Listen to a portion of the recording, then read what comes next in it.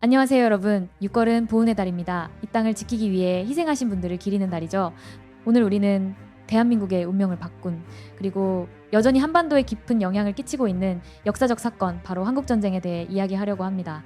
왜 이 전쟁이 발발했는지, 누구의 책임이었는지, 어떤 국제 정세가 맞물려 있었는지, 민간인들은 어떤 고통을 겪었는지, 전쟁 후 한국 사회에 어떤 변화가 있었는지를 종합적으로 정리해드릴 예정입니다. 여러분이 모르고 있던 숨겨진 이야기들까지도 차근차근 풀어보겠습니다. 그리고 이 이야기의 마지막에서는 오늘을 사는 우리가 이 전쟁에서 무엇을 기억해야 하는지도 함께 고민해 보겠습니다. 전쟁 전야, 왜 한국전쟁은 시작되었는가? 1950년 6월 25일 새벽, 북한군은 38선을 넘어 남침을 감행합니다. 그러나 이 전쟁은 단지 한반도 내부의 문제가 아니었습니다. 2차 세계대전 이후 세계는 미국과 소련이라는 초강대국이 이념으로 나뉜 냉전 체제에 진입했고, 한반도는 그 첨예한 대립의 최전선이었습니다. 1945년 8월 15일 일본이 항복하면서 한반도는 해방됩니다. 그러나 기쁨도 잠시, 미군과 소련군이 38선을 기준으로 각각 남북을 점령합니다. 이는 당시 급박했던 국제 정세와 미소 간의 협의에 따른 것이었지만, 이 선은 단순한 군사적 경계선을 넘어 결국 국가 분단의 시초가 됩니다. 북한은 소련의 지원 아래 김일성을 중심으로 한 공산 정권을 세우고, 남한은 미국의 지원 아래 이승만 대통령 중심의 자유민주 정부를 수립합니다. 1948년 두 정부가 각각 수립되며 한반도는 사실상 두 개의 국가로 나뉩니다. 김일성은 스탈린과 마오쩌둥의 암묵적 동의를 얻은 후 남침을 결심합니다. 미국은 유럽의 마셜 플랜, 베를린 봉쇄, 소련의 원자폭탄 실험 등으로 바쁘게 움직이고 있었고, 당시 딘 에치슨 국무장관의 에치슨 라인에서 한국이 제외되면서 김일성은 미국이 남한을 방어하지 않을 것이라 확신하게 됩니다. 그렇게 전쟁의 도화선은 점화됩니다. 전면전의 시작, 남침과 낙동강 방어선. 1950년 6월 25일 북한군은 소련 제티 34전차와 항공기, 기계화 보병을 앞세워 일제히 남침을 시작합니다. 당시 국군은 병력, 무기, 훈련 모두 열세였고, 전쟁은 단 3일 만에 서울이 함락되는 충격적인 상황으로 번집니다.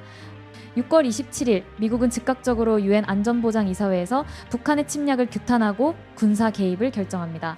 이렇게 한국전쟁은 내전이 아닌 국제전으로 성격이 바뀝니다. 더글라스 맥아더 장군이 유엔군 총사령관으로 임명되고, 미군이 속속 한반도에 들어오기 시작합니다. 국군과 미군은 부산을 중심으로 한 낙동강 방어선에서 최후의 방어선을 구축합니다. 이곳이 무너지면 한반도 전체가 공산화될 위기였고, 실제로 전투는 처절했습니다. 다부동, 마산, 포항 등에서 매일 수천 명씩 전사자가 나왔습니다. 하지만 이곳에서 끝내 방어에 성공함으로써 반격의 발판이 마련됩니다. 반격의 서막, 인천 상륙작전과 서울 수복. 1950년 9월 15일 세계 전사의 길이 남을 전격적인 작전이 전개됩니다. 바로 인천 상륙작전입니다. 맥아더 장군의 대담한 전략으로 유엔군은 북한군의 후방을 급습하여 전세를 단숨에 뒤집습니다. 낙동강 방어선에서 버티고 있던 상황에서 전세를 반전시키기 위한 대규모 작전이 필요했습니다. 인천은 조수 간만에 차가 심하고 항로도 협소했기 때문에 매우 위험한 선택이었지만, 적이 전혀 예측하지 못했던 지점이기도 했습니다. 상륙은 성공했고 유엔군은 곧바로 서울로 진격합니다. 9월 28일 서울이 수복되며 국민들에게는 커다란 희망이 되었습니다. 국군과 유엔군은 북진을 개시하고 전쟁의 주도권은 완전히 남한 측으로 넘어가게 됩니다. 북진과 중공군의 개입. 서울 수복 이후 국군과 유엔군은 38선을 넘고 북진을 계속합니다. 평양이 점령되고 압록강까지 진격하게 되며 전쟁은 새로운 국면을 맞습니다. 하지만 이 시점에서 중국은 한반도 전체가 미국의 영향권으로 들어가는 것을 경계하며 항미원조, 강미wen조라는 명분으로 30만에 달하는 대규모 병력을 투입합니다. 이로 인해 전선은 다시 역전되고 국군과 유엔군은 혹한 속에 후퇴를 거듭하게 됩니다. 특히 장진호 전투는 혹한의 날씨와 치열한 전투가 맞물려 미 해병대 역사상 가장 치열한 전투 중 하나로 기록됩니다. 이후 흥남철수를 통해 10만여 명의 피난민들이 배를 타고 남하하게 되며 흥남의 기적이라 불리게 됩니다. 서울 제함락과 교착전. 1951년 1월 서울은 다시 중공군과 북한군에게 함락됩니다. 2달 사이 두 번째로 수도를 빼앗긴 남한 국민들의 충격은 말로 표현할 수 없을 정도였습니다. 하지만 이후 국군과 유엔군은 3월에 다시 서울을 수복하면서 전선은 다시 38선 인근으로 고착됩니다. 이후부터는 고지전이라 불리는 산악지대 중심의 참호전이 이어지며 전쟁은 소모전 양상으로 접어듭니다. 휴전 협상과 전쟁의 끝. 1951년부터 휴전 협상이 시작되지만 포로 송환 문제를 둘러싼 이견 등으로 인해 협상은 지지부진합니다.